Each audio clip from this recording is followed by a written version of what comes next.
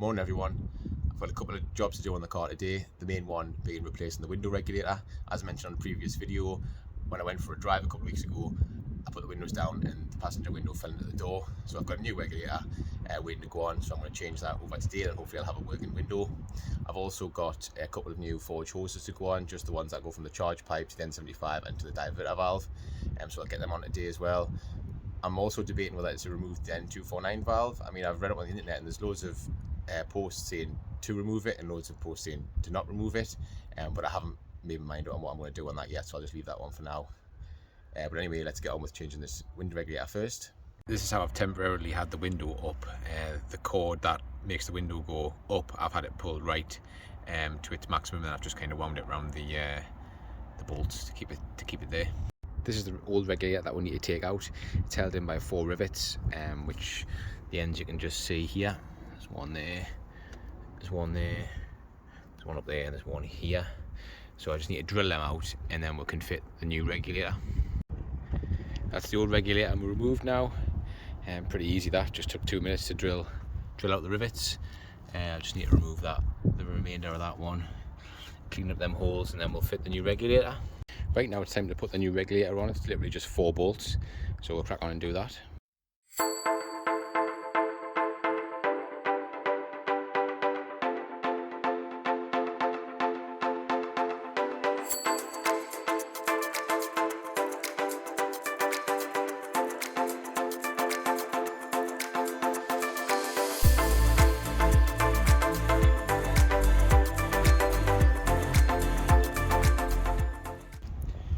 So that's the new regulator fitted and tested and it's all working. So now I just need to reseal the door skin and then put it back on. So here's the new bottle tape that I've got. So I'm going to run a bead of that all the way around the outside of the metal plate there and then put it all back together.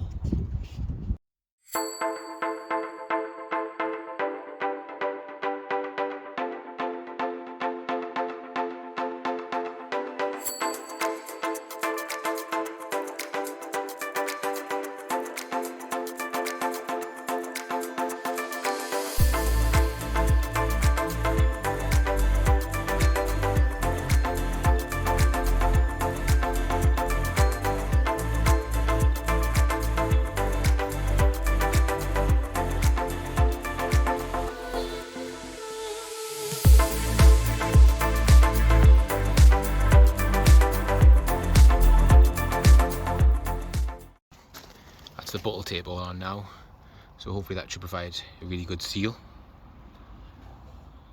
all the way around the edges. Let's get this panel on now. That's the regulator, the plate, the motor and everything all back on, and it's all bottle sealed up. You can see the seal there, so hopefully that's nice and waterproof as it was before.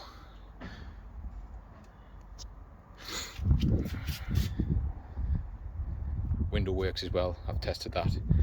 So we just need to get this door card on and we're fixed. And that's the door all back together now and the window fixed.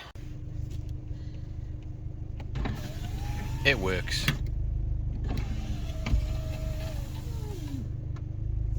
Fantastic. So finally a big job done. Now let's move on to the fitting the silicone hoses. So this is the little Forge kit of silicone hoses that I've got. The bigger ones for the diverter valve and the smaller one goes to the N75 valve, and then we've got a couple of new clamps as well. So it shouldn't take longer than 5 minutes to put these on.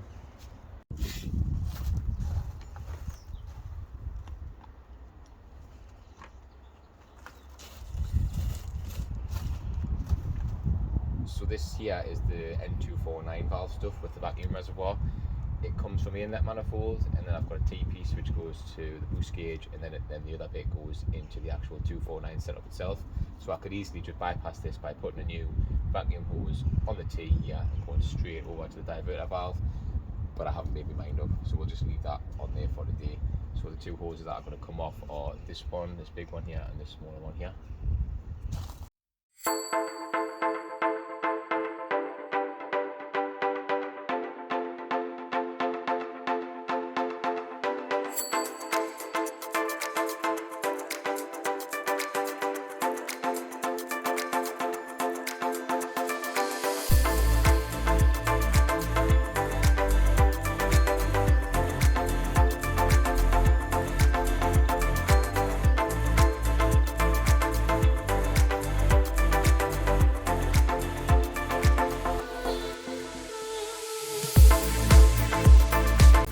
hoses fitted.